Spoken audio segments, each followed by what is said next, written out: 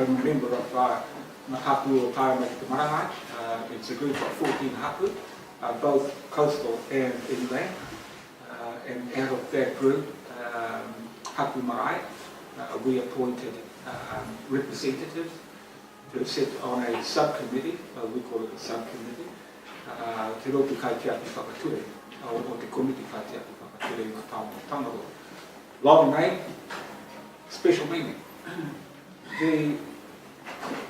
The coming together of our takiwa was probably more as a result of the introduction of the 1998 Taiwan fishing regulations. Under those regulations, whānau hapu iwi were able to set in place customary fishing reservations and nominating kaitiaki to manage those reserves.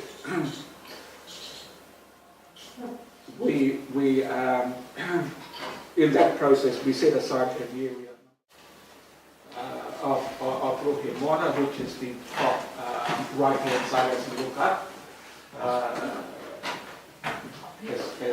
as the area kaitiaki of Ngapuhi o Te Marae. The area is considerable, and that was in 2000 when we made this application. And as a result of that, of course, there were a number of things that we had to do, or the appointed kaitiaki members had to do all sorts of training. And George Ori here was with the Ministry of Fisheries at the time, and he did take us through a number of our training, coming to understand the regulations imposed by the Ministry of Fisheries in terms of managing our rohe moana. In April 1998, the Ngapuhi o Te Marae made an application to the Ministry of Fisheries to set aside a Mataitai reserve. Now, we thought at the time when we filed the application in 1998 that it wasn't going to be such a big deal. Very quickly came up against a problem with the only commercial fisher that was going to, and he did actually give us some real hard time. It was the crayfisher.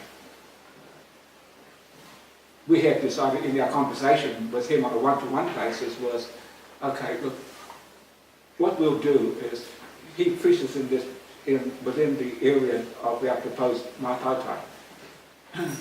He has a number of crayfish pots within that area, but said, look, what we'll do is we'll pull back for the 2 months that you take crayfish from the area.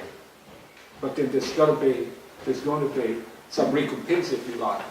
So if we have a big hui, a big tangi, a big birthday within that 2-month period, then we'll be tapping on your shoulder and say, look, how about some koha for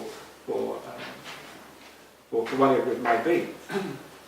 Because when the Ministry of Fisheries heard that was, no. And neither was the sole fisher, a crayfish, and I'm sure George will have a better idea of the area the allocation of his permit area is considerable. That one person could hold up 14 marae, and if we said that each marae had an affiliation of 1,000 members, which wouldn't be too far off the mark, then we're really stuck between a rock and a hard place. One of the things that Māori pride themselves on, and I think most Māori would use it as a measuring stick, if you like, is how well you treat your manuhiri, your visitors. You give them the best food that you can.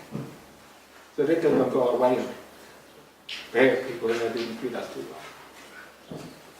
So access to our kaimana is very, very important. With the customary fishing regulations, and as they go with it, they mean that there are some kai that we have to then segregate the type of food that we can now feed our manuhiri with.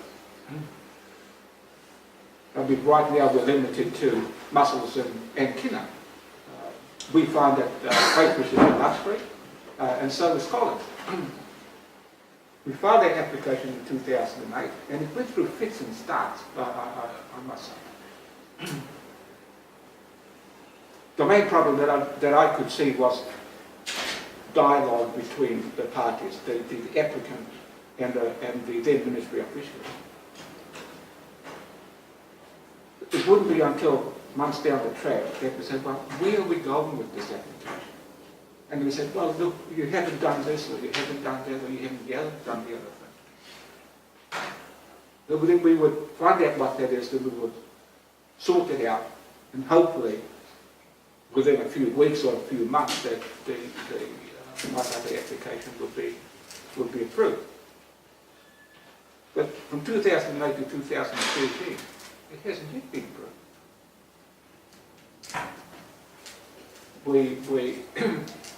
The latest episode, I think, really took us to the brink of pulling our hair out. About October last year, I had a call from our chairman, Ngapuhi chairman, advising me as the chair of our Rupu Kaitiaki, of our committee Kaitiaki, that the minister is now saying that our Mataitai area is not going to be approved because it's too big. And of course, my reaction to that was, too big against what? What is the measure of being too big?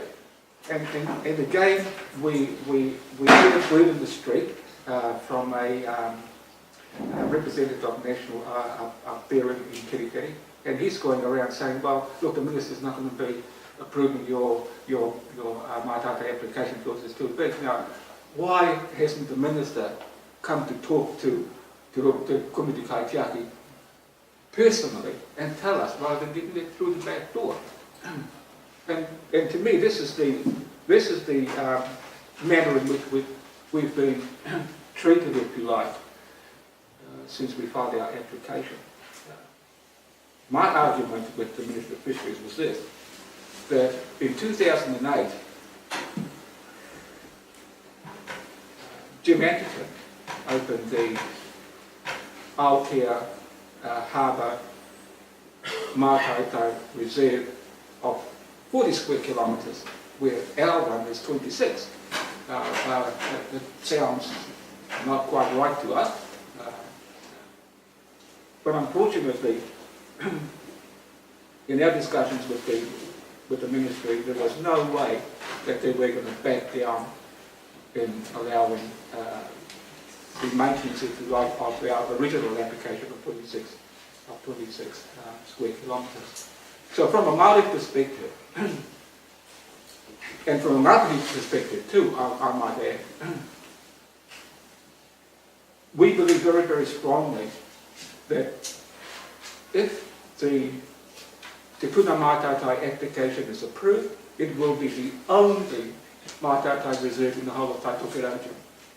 And how are we expected to provide for the customary needs of our 140,000 Ngapuhi members, the biggest iwi in Ngapuhi, I might say, in Aotearoa, I might say, if they want us to reduce the area from which we take our kaiwan?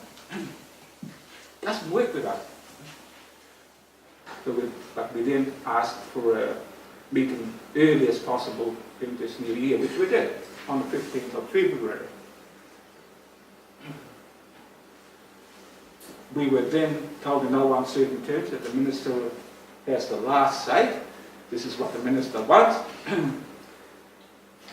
And in order to move forward a 5-year application, we reluctantly decided to support reducing our area. So what we've decided to do, we have a look at the top line in red. We decided to take that area out, and it's 5.5 kilometres from Ngapuhi to Hokianga. So if you were to add all the sea space in that area, you're probably looking at about 11 or 12 square kilometres. So 11 or 12 kilometres away from 26 is what we have left to feed 140,000 members of our Ngapuhi Confederation. We don't know at this stage whether the minister is going to be happy with the reduction or they're going to want us to reduce it some more. They're feeding a lot more people than just the hapu Runanga. And they want us to reduce the size of it. I'll just let you mellow on that, and maybe Audie can pick up on some of the order that affects. Part of the deal to separate Maori customary interests into discrete sectors. And I'll get to discrete again a bit later on, but a commercial sector separated to a customary sector was the Crown's obligation to provide input and participation in the fisheries management. Was the trade-off was to construct the Kaimoana regulations to allow for customary purpose. Yes. And it sort of goes to the next part. The framework included that word discrete. Now discrete, my definition, is that it's defined by a boundary and separate as opposed to a continuous distribution. Yes. And what they've converted discrete into, though, is to some small packet. You know, and in terms of customary purpose, we didn't actually have small packets. We might have had small locations where you went to harvest, the same as everybody else here does, a spot where you know there's a certain type of fish there, available under certain conditions, and at certain times of the year. But in actual fact, that fish that you're going to harvest does not sit in a discrete relationship with the rest of the environment. It actually sits in a highly interwoven ecological system. So, you know, the languaging that's applied to us that we have to operate within is in many ways opposed to what we're trying to achieve. Yes. And so the customary purpose and the languaging of discrete, as displayed by that map, denotes the anomalies of the system that we are trying to operate. This feeling which is broad across all of us, and that is either an affinity to the sea, because let's face it, it's not just the affinity to the sea is not just here in the South Pacific, as much as we like that. You know, many of you are English extraction, the same as myself, and you know, English were seriously broad ocean navigators. And so we picked this broad area for a number of reasons around the compliance issues. There were three main areas, and that was the ease of compliance and the ability of the commercial sector to carry on their operations without interference or without breaching compliance. And the third part was that we were able to provide voluntary compliance in those areas where the Ministry of Fisheries were not necessarily available to provide the compliance themselves. So as Huey said, it's made of, and the boundaries across the sea line are two straight lines. And so it's very easy to denote a person or a party as either inside the Mataitai proposed area or outside. If they are inside, then the regulations apply. If they are outside, she's all good. And you can do that without interfering with them and going up and measuring the GPS.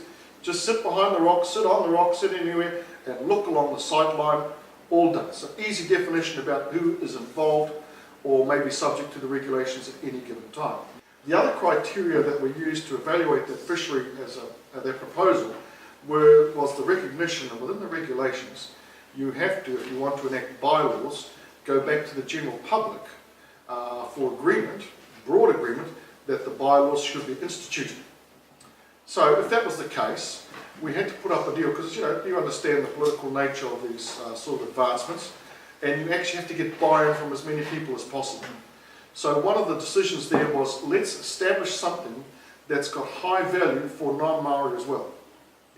And for non-Maori in the Bay of Islands, there's probably two, apart from us that are manics about going out there and fighting fish on a hand line or a rod or soft baiting, for many others, there's two high value species that people expect when they come to the Bay of Islands: scallops and crayfish. Those are two species that many people, you know, if they go out and they get, you don't need a huge amount of crayfish, but if you've got 3 or 4 on the table for a party or a barbecue, people think it's just great. If you've got a feed of scallops, it's a luxury food item that people really appreciate eating. Not a staple of their diet, but something that really makes you feel like you're doing something decent. So in the short to medium term, 5 to 25 years, we think that this application is likely to be the only Mataitai enacted north of Auckland. All right, thank you.